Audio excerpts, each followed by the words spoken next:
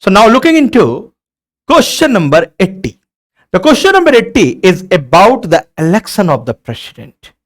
And to solve this question, it is very important that you know about the basic equation for knowing the value of the vote of all the MLA or the value of the vote of each MLA in the state.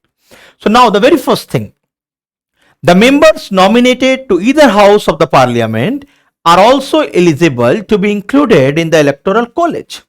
If you will see Article 55 Clause 2, then you will understand that what is the composition of Electoral College. In this Electoral College, nominated members are not participating.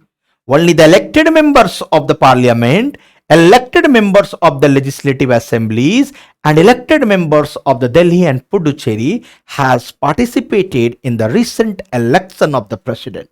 Yes, obviously, the Jammu Kashmir Legislative Assembly will also participate once the election will be conducted there, and then the next presidential election, hopefully, they will also participate. Okay, so right now, looking into the statement that it is nominated member is also participating, no.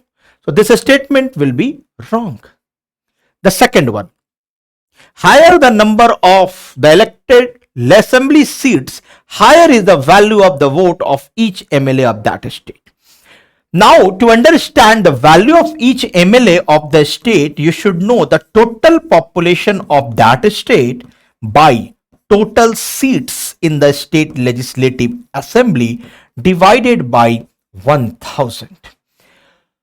So everybody knows this particular equation, but it is very important to understand here that just by knowing the elective assembly seats, you cannot say that the value of the vote will be higher, because you will have to include the ratio of the population and the seats.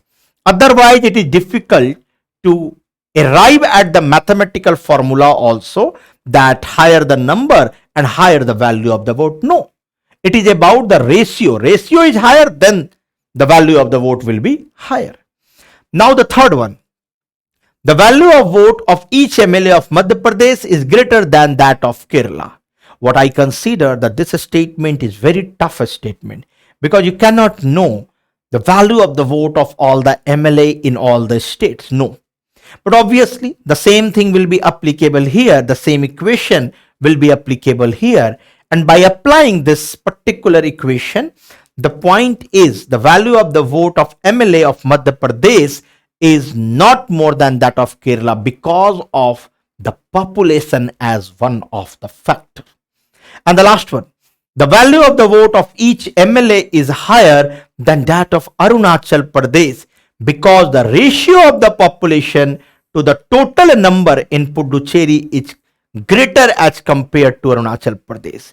Now, if you will compare statement 2 with statement 4, then you can understand that it is about the ratio. The entire game is about the ratio of the population and the seats in the state legislative assembly. So here, this is the correct statement. So all the three statement is incorrect and the last one is correct. And therefore, the answer of question number 80 will be A, only one.